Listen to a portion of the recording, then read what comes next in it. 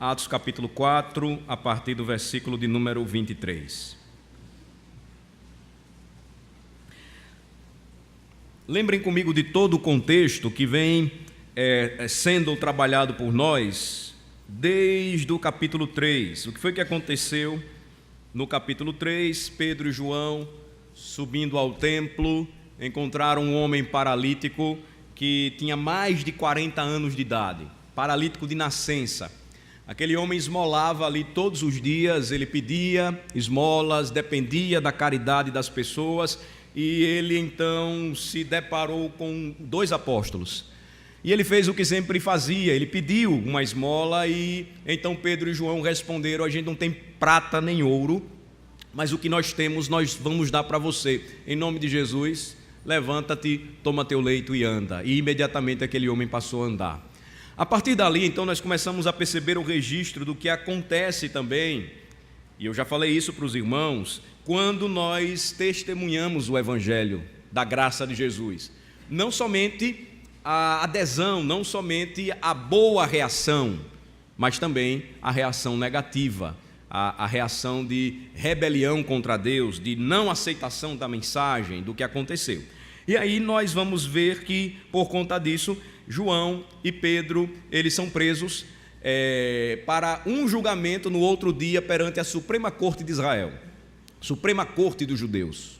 E lá então eles têm mais uma vez a oportunidade de pregarem o Evangelho, de pregar o Evangelho. Eles testemunham de Cristo, eles falam a respeito da graça de Jesus. E o resultado disso é que, por conta dessa pregação, eles são ameaçados a não falarem mais sobre Jesus, sobre a graça de Jesus. A resposta de Pedro, então, já na última parte onde nós ficamos, capítulo 4, versículo 19, foi esta: julguem vocês se é justo diante de Deus ouvir o que vocês estão nos ordenando ou obedecer ao Senhor. Se é justo parar e ouvir o que vocês estão dizendo ou continuar ouvindo a voz de Deus. E no versículo 20, então, eles concluem: pois nós não podemos deixar de falar das coisas que vimos e ouvimos. Depois disto, diz o versículo de número 21, eles ainda foram ameaçados, ainda mais. Eles foram soltos, eles não puderam castigá-lo, porque o povo estava lá fora, glorificando a Deus pelo acontecimento extraordinário. E o versículo 22, então, encerra essa segunda parte aí do capítulo 4, dizendo que aquele homem que foi curado, ele tinha mais de 40 anos de idade. Então foi algo de fato extraordinário. Quando o milagre ele acontece, e o milagre sempre envolve a intervenção divina, sobrenaturalmente falando, diante de algo impossível para o homem, impossível de se fazer. Aquele homem tinha, desde o seu nascimento, a incapacidade de andar, de se locomover. O Senhor Jesus, então, o curou, e a expressão que pela fé no nome de Jesus ele foi curado, demonstra que não somente ele foi curado, mas ele agora passa a glorificar a Deus, ele tem de fato um encontro com Jesus. Aí, eu disse a vocês introdutoriamente que todos nós deveríamos pensar, quando testemunhamos da graça de Jesus, o que Ele faz conosco, com a sua igreja, todas as vezes que pensarmos onde devemos ir levar a nossa família, que nós deveríamos olhar para a sequência de Atos capítulo 4. E sabem por quê? Porque no versículo 23 nos diz qual foi a reação dos apóstolos quando eles foram ameaçados. A reação dos apóstolos quando eles foram pressionados ainda mais a não pregarem no nome de Jesus. Por que eu estou falando isso para os irmãos? Porque se nós pararmos um pouco aqui e refletirmos em cima desta passagem, do início desta passagem em questão, o que é que comumente nós fazemos quando somos pressionados? Quanto ao nosso amor ao Senhor, quanto à nossa devoção, quanto à nossa fé. O que é que muitos de nós fazemos quando ficamos desempregados? ou quando descobrimos que estamos com uma doença grave, ou que alguém da nossa família está doente, ou quando alguma situação ou alguma circunstância nos frustra, algo que nós queríamos muito e de repente não foi vontade de Deus que tivéssemos aquilo. Na maioria das vezes, os cristãos atuais, eles agem totalmente diferente do que Pedro e João, eles reagem totalmente diferente daquilo que Pedro e João fizeram quando ameaçados. Eu estou dizendo isso para os irmãos porque é fato ainda hoje que os cristãos no Oriente, cristãos até de uma linhagem, de uma tradição milenar, sofrem grande, terrível, pesada perseguição, semelhantemente àquela que iria começar a surgir nos dias dos apóstolos.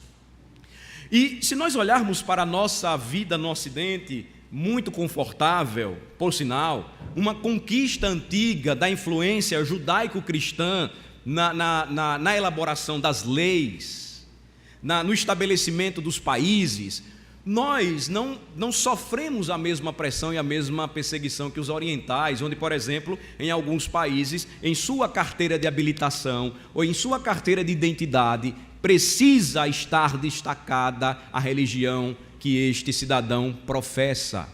No Brasil isso não existe, porque lá sim ele sofre uma pressão muito maior, mas nós sofremos um tipo de perseguição aqui. Recentemente nós recebemos os irmãos da Anajure, os juristas da Anajure, que já falam a respeito de uma perseguição simbólica. Pressão que podemos sofrer na escola, no trabalho, na família, e que sempre existiu por causa da nossa fé. E a pergunta que eu faço e repito é esta: qual a nossa reação quando sofremos esse tipo de pressão ou perseguição a respeito da nossa fé? Aquilo que Paulo diz a Timóteo, dos que procuram viver piedosamente o Evangelho. Nós precisamos aprender muito com a história e com a vida destes servos de Deus do passado. O versículo 23 então diz, a sequência aqui do texto, que a reação dos apóstolos foi congregar com os irmãos. Observem, versículo de número 23, vamos ler. Uma vez soltos, procuraram os irmãos e lhes contaram quantas coisas lhes haviam dito os principais sacerdotes e os anciãos. Qual a reação deles? Não foi fugir, não foi se esconder, trancar-se no quarto e não querer falar com ninguém e achar que Deus o abandonou. Não, essa às vezes é a reação que nós tomamos e que é totalmente errada. Onde Pedro e João encontraram conforto em meio à perseguição? No meio dos irmãos. É claro que aqui eles não estavam reunidos com os milhares de cristãos já convertidos. Eles estavam ali com uma parte deles, porque naquele período ali, naquele momento, mais de 5.000 já haviam se convertido a Cristo. E aí você começa a pensar na importância e na razão da existência da igreja. O que é a igreja do Senhor? É a congregação dos crentes, remidos, lavados pelo sangue do Cordeiro. O que é um cristão? Um eleito de Deus que foi salvo pela graça de Jesus. Onde deve estar esse cristão? Em casa?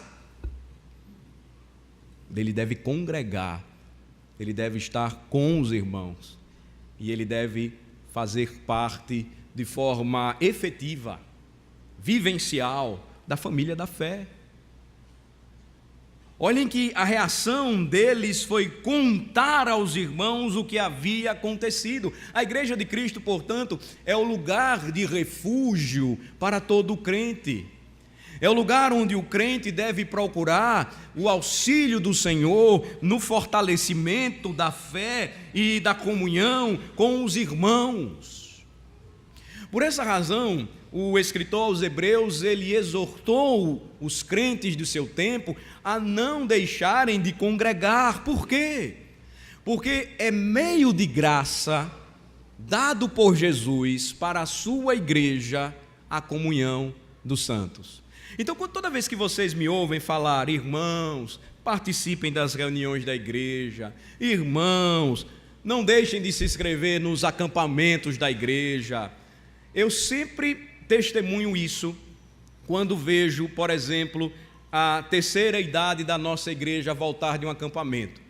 Dessa vez, infelizmente, não pude estar lá com eles, mas sempre que ia, que visitava, quando vou, o que é que eu ouço? Pastor, todos esses dias aqui eu não toquei em remédio. Por quê? Porque nós sabemos que as medicações são importantes, elas são. Dependendo dos tratamentos, elas são necessárias, elas são. Mas nós sabemos o que é que mexe ou move o corpo humano, a mente, o coração. E quando isto vai bem, quando o corpo humano tem uma boa mente, um bom coração, firmados em Deus, se supera muita coisa. Ou eu diria, se supera todas as coisas. Então, por que faz bem para a alma, faz bem para o corpo, consequentemente, ter comunhão, viver em comunhão? Porque quando nós estamos fracos, nós somos fortalecidos e animados na congregação. Nós saímos da igreja e somos desafiados a continuar corajosamente, vivendo para Jesus Cristo, porque eu olho para o meu lado e vejo que eu não estou sozinho. Os apóstolos, então, eles não procuraram uma caverna para se esconder. Eles procuraram justamente o conforto e o consolo e a comunhão dos crentes. Aí, mediante essa reação dos apóstolos, nós vamos ver a oração da igreja. A oração da igreja, então, ela é importante. Um expositor antigo da palavra de Deus, ele disse que a oração é a arma mais forte que a igreja perseguida pode usar. Quando eu chego na igreja, e então eu comungo da mesma fé, eu compartilho da mesma fé com os meus irmãos, eu estou na aula de escola dominical e eu compartilho algo que estou passando, ou eu sento com um presbítero da igreja, ou com um irmão da igreja, ou com irmãos, e eu falo das minhas lutas, dos meus sofrimentos. A igreja, então, ela é desafiada à oração, e ela é animada a orar. E ela, então, não tem a oração como um objeto, ou um meio pelo qual ela vai usar para fugir da guerra. A oração se torna um meio de graça para corajosa e ousadamente encarar a guerra. É o que nós vamos ver aqui. Quando nós chegamos no versículo de número 24, até o versículo de número 29, versículo de número 30, nós vamos ter a estrutura da oração da igreja. E nós vamos ver nos versículos 29 e 30 a petição. Outra lição importante aqui para a gente. Quando nós falamos sobre oração e nós estudamos sobre o assunto, normalmente, por não meditarmos mais na Escritura, ou não dedicarmos tempo à meditação da Escritura, nós resumimos o meio de graça, que é a oração, a pedidos. A simples atitude de se pedir alguma coisa ou algumas coisas, quando na realidade, notem que a oração ela começa como um santo oferecimento com ações de graças dos nossos desejos a Deus, reconhecidos de quem Ele é. Este é um ensino claro dos nossos catecismos a respeito do que é oração. Vejam só então, a partir do versículo de número 24, o que é que o que Pedro e João encontram, o que a igreja então faz mediante a reação dos apóstolos que voltam para a igreja, que procuram os irmãos. Isso aí é um destaque, nós encontramos esse destaque claro no versículo 23, e eles contam quantas coisas lhes haviam dito, as ameaças, as confrontações, a ordem para que eles deixassem de pregar. Quando eles disseram isso para a igreja não se acovardou, disse: Senhor, tem misericórdia de nós, Senhor, livra-nos de tal situação.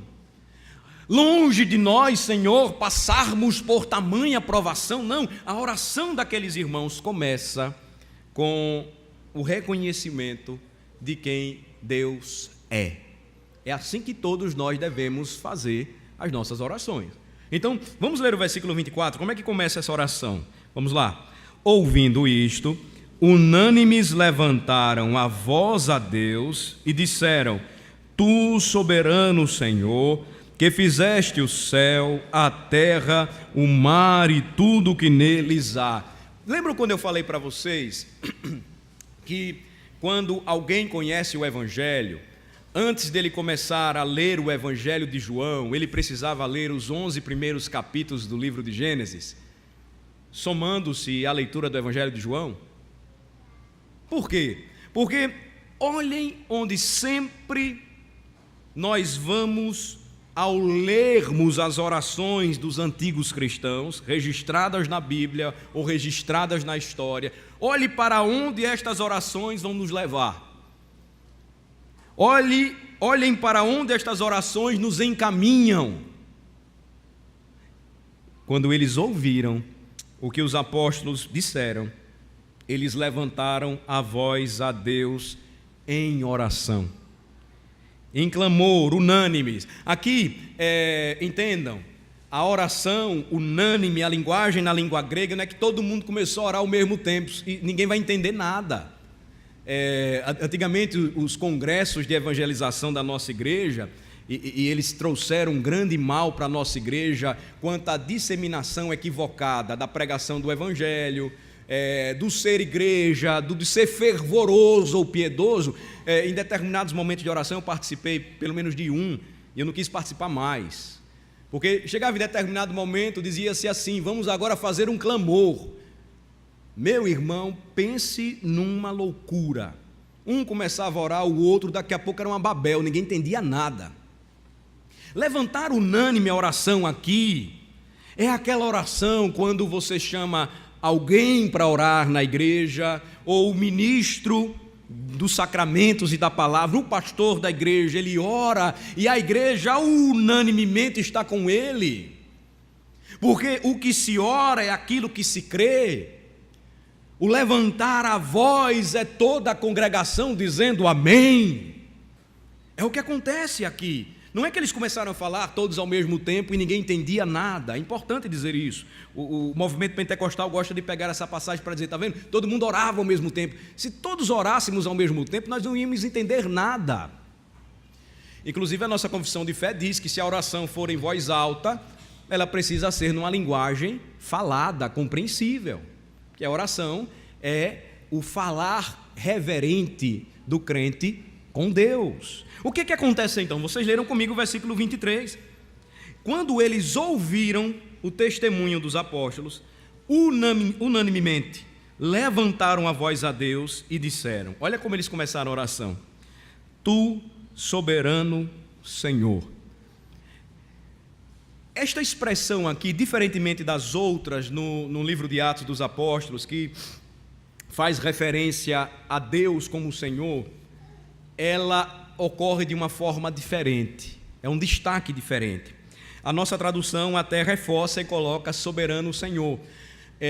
Para uma palavrinha que no Senhor na língua grega, geralmente você vai encontrar uma palavra chamada Kyrios. Mas aqui a palavra para Senhor é despotes, de onde vem a palavra déspota. Os estudantes de história sabem que o mundo, ainda hoje você tem alguns déspotas. Por exemplo, o ditador da Coreia do Norte é um déspota.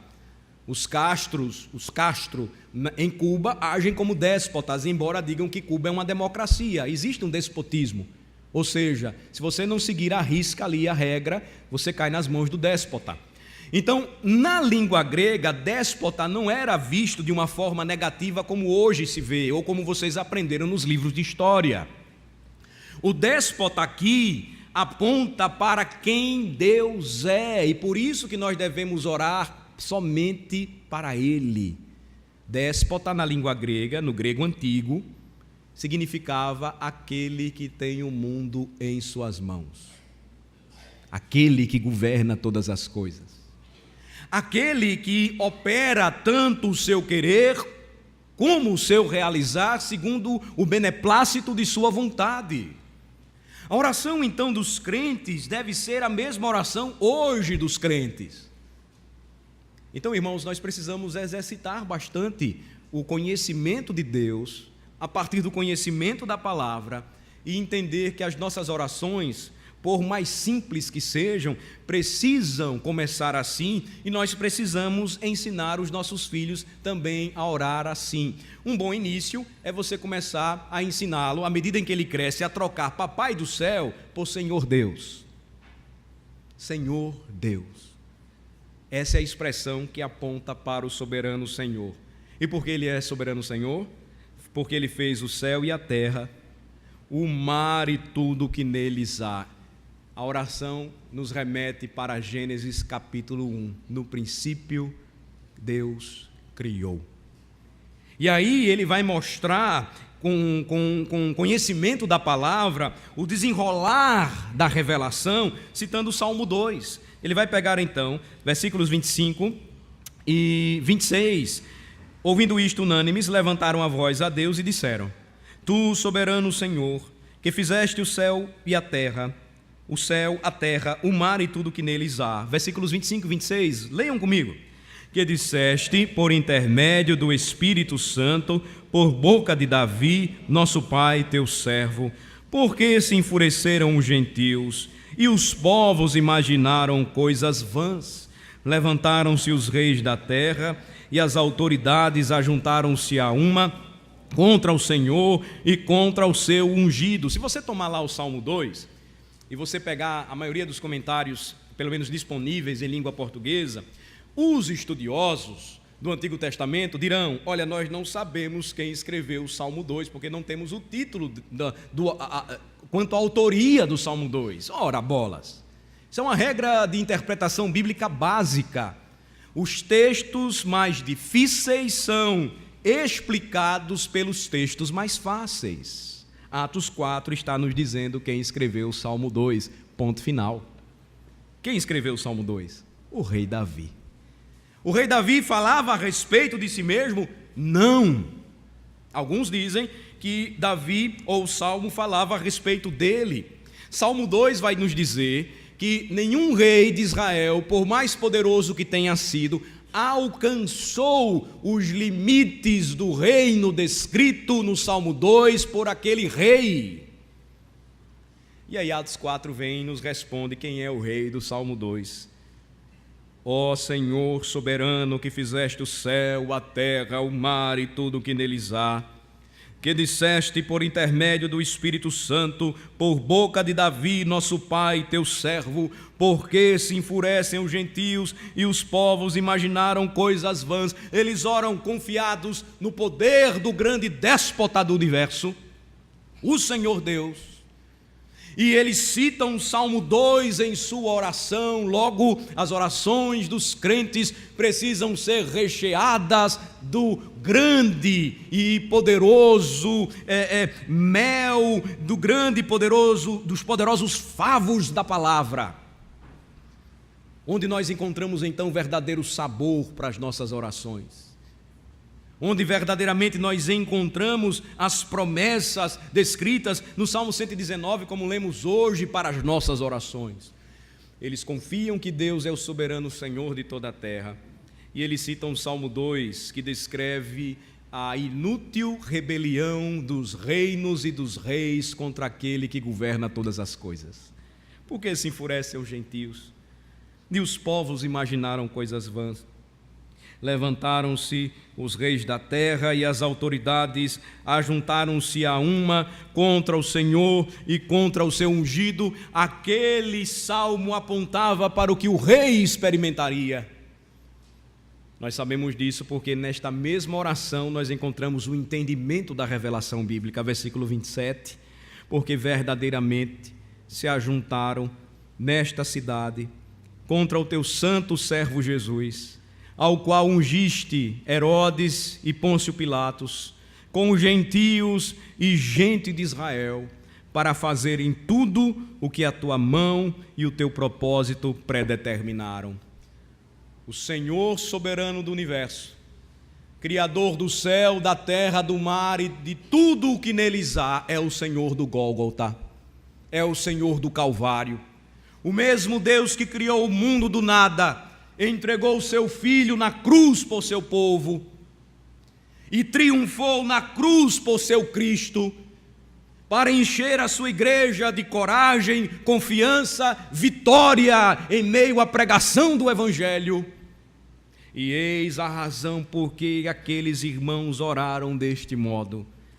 A soberania de Deus, então, segundo Sproul, ele comentando esta passagem, ele nos diz, revela que naquele tempo não havia debate entre calvinistas e arminianos, porque não existia arminiano naquele tempo. Todos criam fortemente na doutrina da soberania de Deus. Nada foge ao controle soberano do Senhor, para fazerem tudo o que a tua mão e o teu propósito predeterminaram. Um antigo comentarista, um pregador escocês, ele fala sobre este texto dizendo assim: o medo levaria os cristãos a orarem por proteção, a raiva faria com que eles pedissem retribuição contra os seus inimigos. Mas ele conclui: somente a coragem e devoção cristãs pedem que eles não recuem de seu dever, que a palavra seja falada, aconteça o que acontecer com os seus pregadores. É assim que eles oram. Eles apresentam primeiramente o fundamento de sua oração, eles se dirigem ao Senhor soberano de toda a terra, eles reconhecem que nada na história foge ao seu controle e que o reino avança.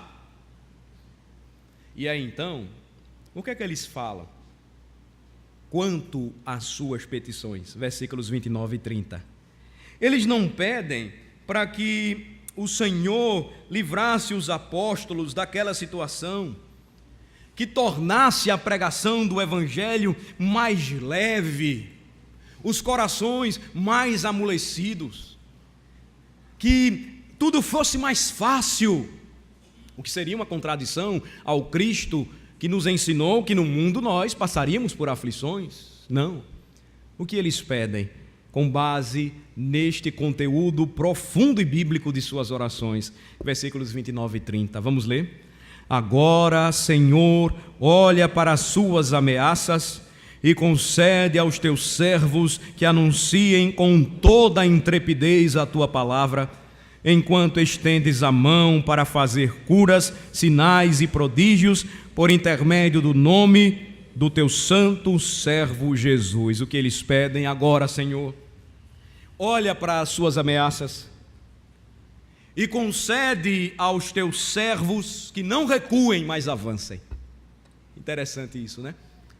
Há contextos, é claro, nós temos visto isso, que a igreja precisa se deslocar, precisa de proteção, principalmente os mais vulneráveis.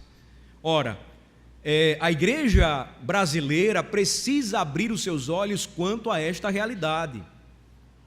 Nós usamos a oração como a mais importante arma de guerra para a igreja perseguida em meio à perseguição.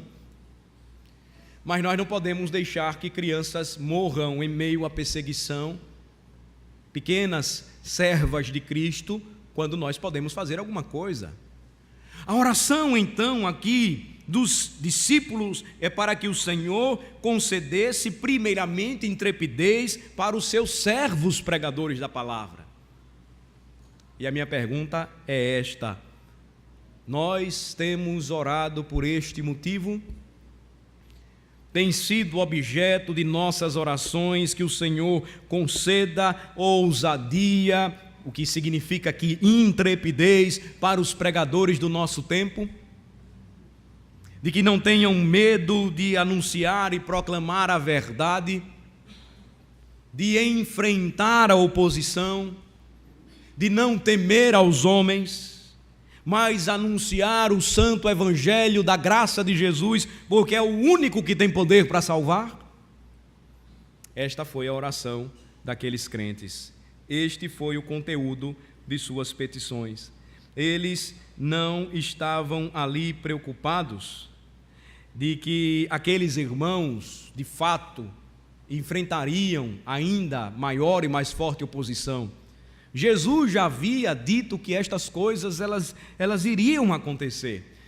Eu quero apenas que vocês lembrem comigo, voltem comigo para Mateus capítulo 10. Este texto já foi citado algumas vezes, mas vamos voltar lá e vamos lembrar.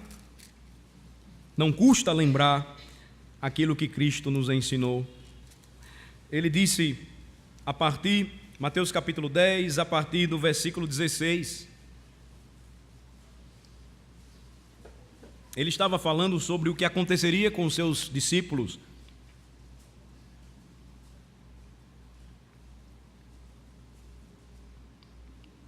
Eis que eu vos envio como ovelhas para o meio de lobos. Sede, portanto, prudentes como as pombas prudentes como as serpentes, e simples como as pombas. E acautelai-vos dos homens, porque vos entregarão aos tribunais e vos açoitarão nas suas sinagogas. Por minha causa sereis levados à presença de governadores e de reis, para lhes servir de testemunho a eles e aos gentios. E quando vos entregarem, não cuideis em como ou que haveis de falar, porque naquela hora vos será concedido o que haveis de dizer. Visto que não sois vós os que falais, mas o Espírito de vosso Pai é quem fala em vós. Um irmão entregará à morte outro irmão, e o pai ao filho. Filhos haverá que se levantarão contra os progenitores, ou seja, os seus pais, e os matarão.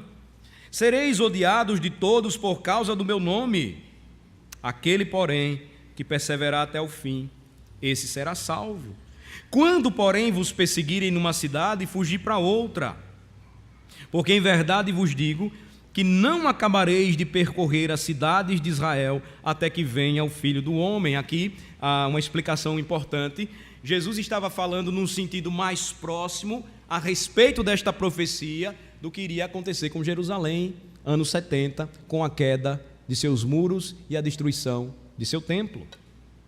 O discípulo, versículo 24, então, não está acima do seu mestre, nem o servo acima do seu senhor.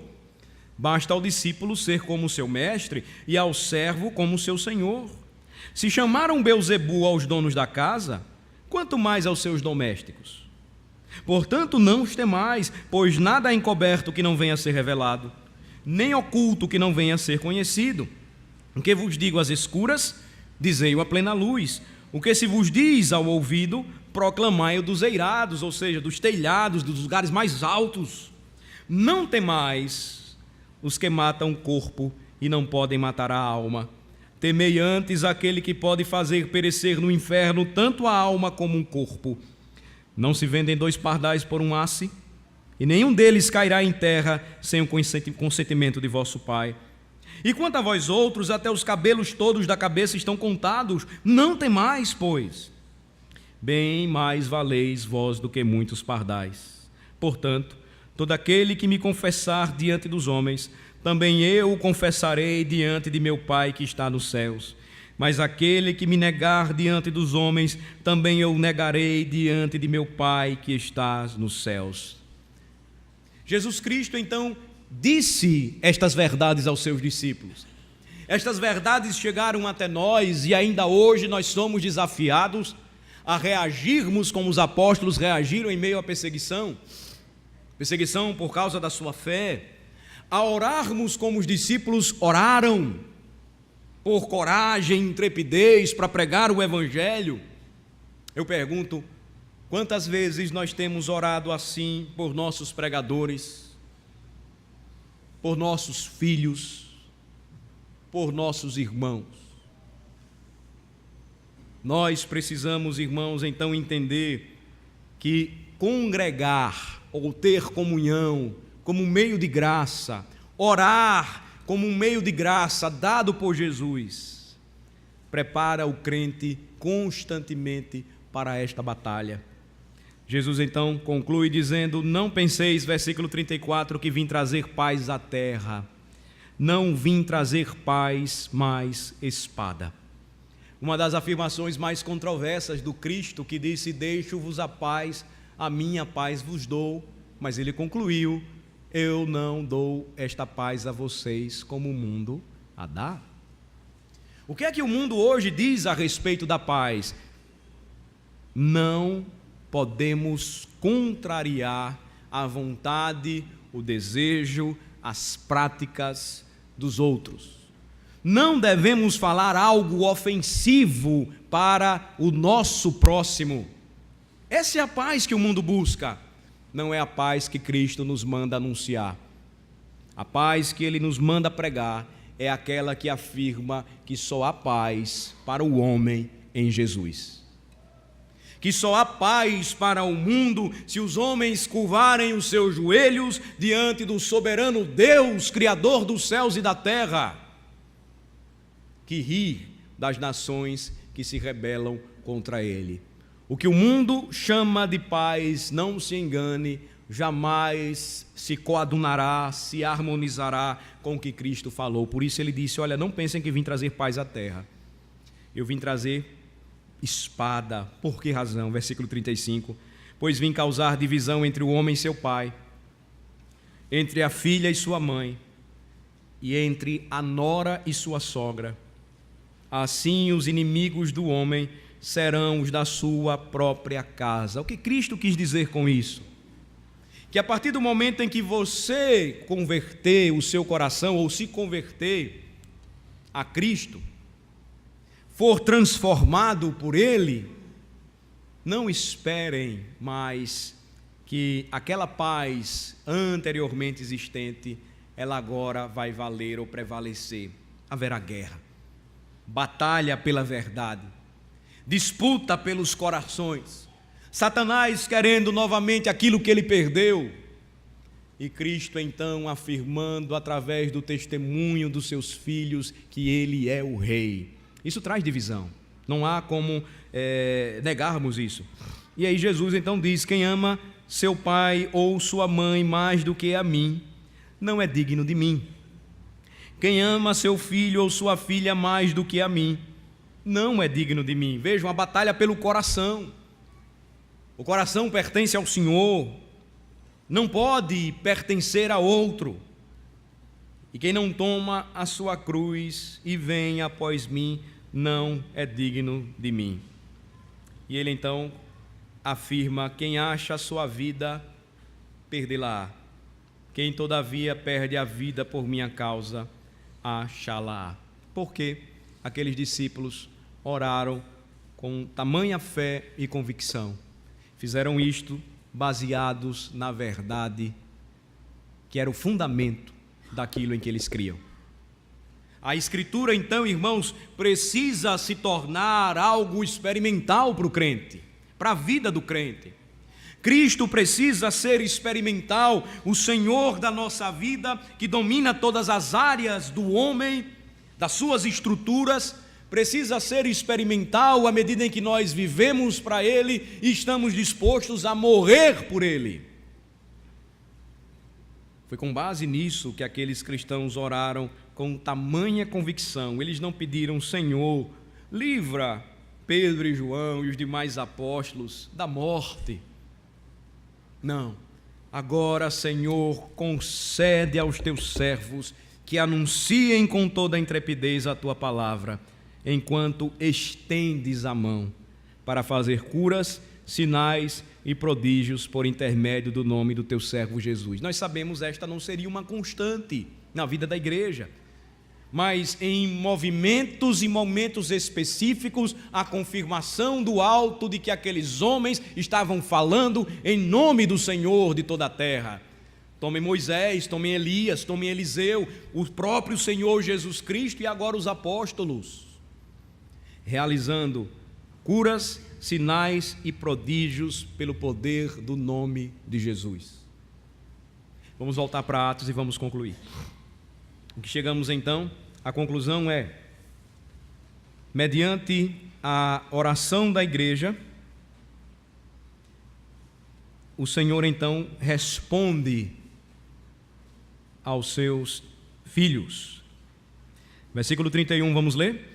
Tendo eles orado, tremeu o lugar onde estavam reunidos. todos ficaram cheios do Espírito Santo e com intrepidez anunciavam a palavra de Deus. Não foi um terremoto provocado por alguma reação puramente geológica da natureza. Não foi apenas um mover ou um movimentar das placas tectônicas que provocou aquilo, não. Foi uma intervenção divina especial, confirmando a resposta daqueles filhos que estavam orando ao Pai, e quando eles estavam orando, ou tendo eles concluído a oração, diz o versículo, o lugar então tremeu, onde eles estavam reunidos, e todos ficaram cheios do Espírito Santo, ou seja, recebem poder para testemunhar. É a confirmação daquilo que nós vimos no dia do Pentecostes. Eles têm a confirmação de Deus, eles são preenchidos com o Espírito, e então com ousadia, eles continuam a fazer aquilo para o que foram chamados. Anunciavam a palavra de Deus. De que maneira? Com intrepidez, com ousadia e com coragem. Não vem de nós, irmãos, de fato, toda esta coragem para comunicar o Evangelho. Mas, de acordo com Matthew Henry, comentando esta passagem, um puritano do século XVII, ele diz: aqueles que são enviados por Deus devem comunicar sua mensagem com ousadia, com toda ousadia, com toda a liberdade de linguagem, não deixando de declarar todo o conselho de Deus. Henry continua e diz: independentemente de quem se ofenda, não duvidando acerca do que dizem, em Deus deve ser buscada habilidade para falar a sua palavra com ousadia. Matthew Henry então conclui dizendo: as ameaças dos nossos inimigos, destinadas a enfraquecer nossas mãos e nos afastar do nosso trabalho, deveriam antes nos estimular ainda mais. Enquanto eles eram sacudidos, quanto mais eles foram sacudidos naquele tempo, estavam sendo agitados, ameaçados, em resposta às suas orações, o Senhor lhes conferia poder para com ousadia pregar o Evangelho. É disso que o nosso país necessita.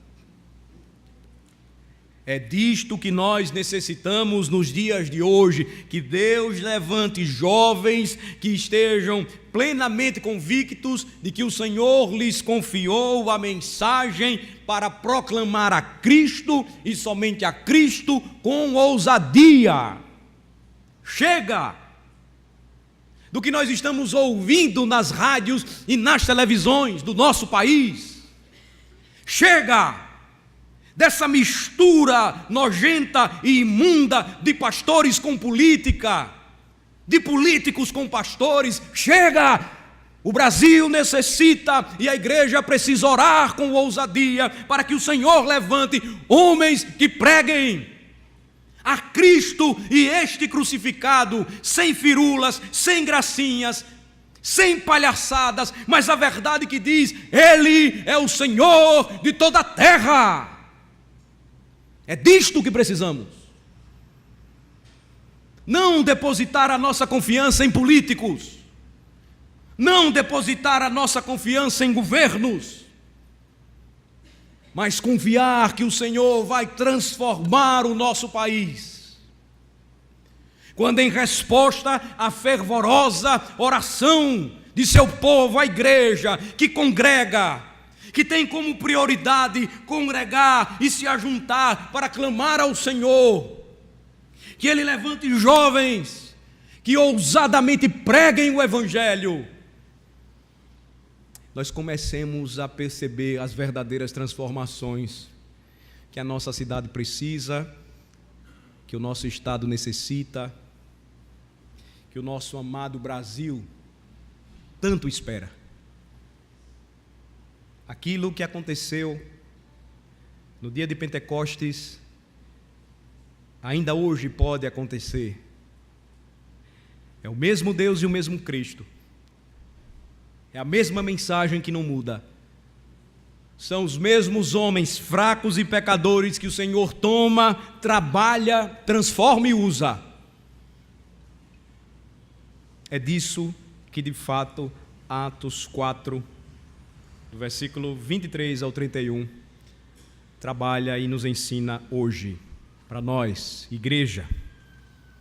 Que Deus tenha misericórdia de nós e nos ajude a compreender qual de fato é a grande missão da igreja